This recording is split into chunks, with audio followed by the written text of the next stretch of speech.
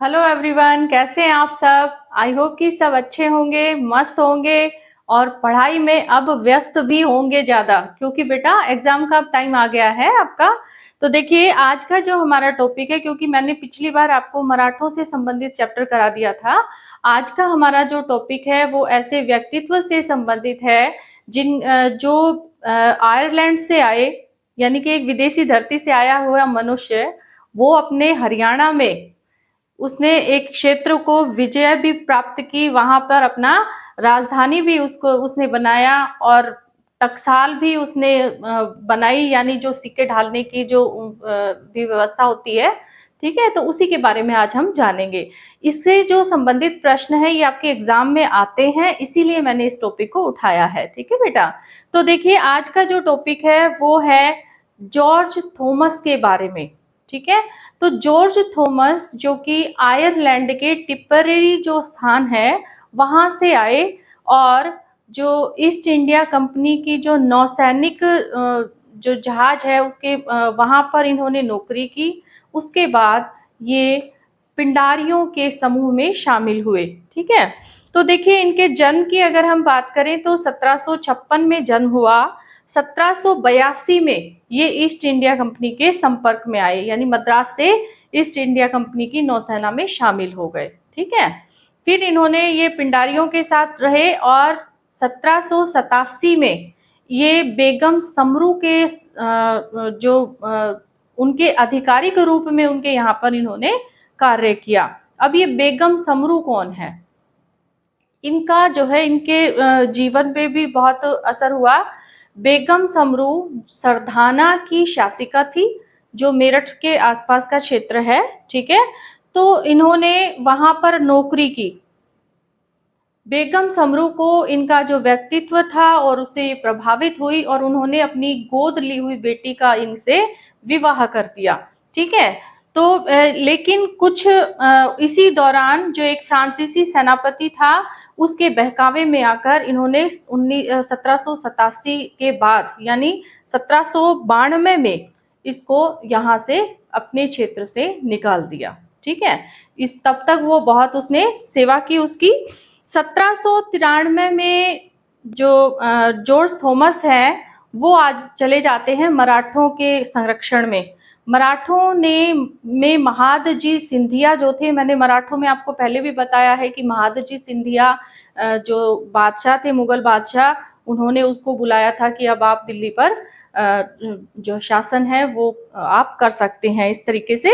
तो देखिए इसमें महादजी सिंधिया के अधीन 1793 से इन्होंने कार्य करना शुरू किया और लगातार 1797 तक ये मराठों के ही अधीन रहे, मराठों के संरक्षण में कार्य करते रहे। ठीक है, तो 1797 में ये जो मराठा थे उस दौरान अप्पा खांडेराव, उन्होंने जब आत्महत्या की तो ये उससे बहुत ही आहत हुए, जिसके कारण इन्होंने क्या किया, मराठों की अधीनता को अस्वीकार कर दिया।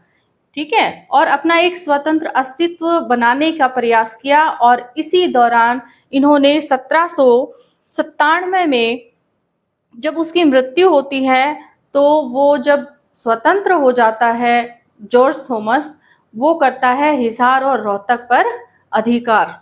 ठीक है, और यहीं पर ही वो क्या करता है, झांसी को अपनी राजधानी बना लेता है। ठीक है, झांसी को राजधानी बनाने के बाद ये वहां पर अपनी खुद की सारी व्यवस्थाएं करता है, जिनमें से एक है टकसाल।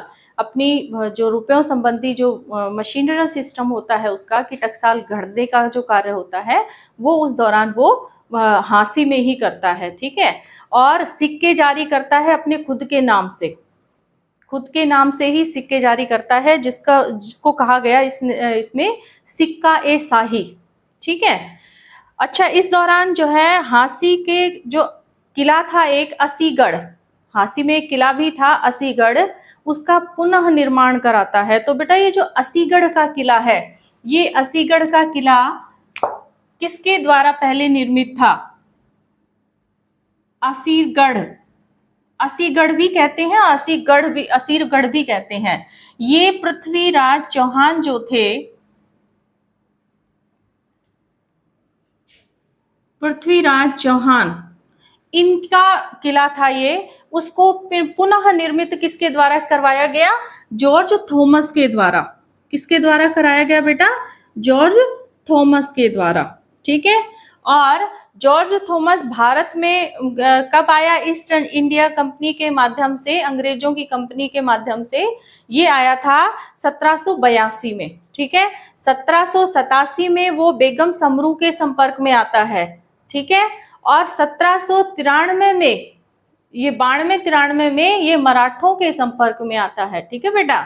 और उसके बाद जब 1793 में आपे खंडेराव आत्महत्या कर लेता है, उसके बाद ये अपना खुद का जो क्षेत्र है वो हिसार और रोहतक का, उस पर अधिकार करके क्या बनाता है? हांसी को, क्योंकि उसी क्षेत्र में है ना हांसी, हिसार के आसपास, उसको अपनी राजधानी बना लेता है। ठीक है। अब राजधानी बनाने के बाद उसी क्षेत्र में ये टकसाल स्थापित करता है, अपने नाम से सिक्के भी जारी करवाता है। ठीक है। और यहीं से इसको जहाज साहब भी कहा जाने लगा। क्या कहा जाने लगा? जहाज साहब। अब ये जो जहाज साहब है, ये आपके एग्जाम में आया हुआ है।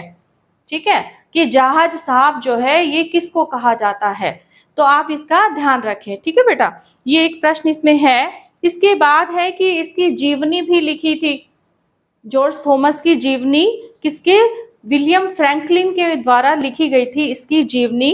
हिसार में इसने जहाज कोठी और जहाज पुल, हिसार में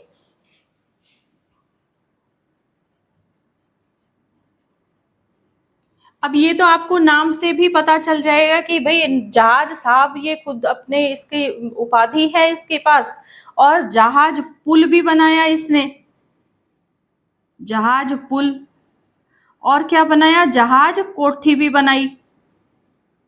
ठीक है, तो इनका इसने निर्माण किया। ठीक है बेटा। इसके बाद ये क्योंकि सिखों का विरोधी था, सिखों को इसने पराजित करने का बहुत प्रयास किया, तो सिखों ने अंग्रेजों का भी साथ लेकर और इसको वहां से हांसी से निकाल दिया। ठीक है।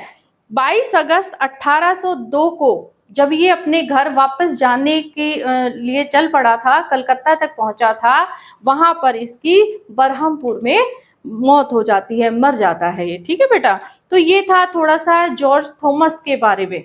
ठीक है। अगली क्लास जो हमारी होगी वो 1857 की जो क्रांति की शुरुआत हुई थी उसके बारे में होगी।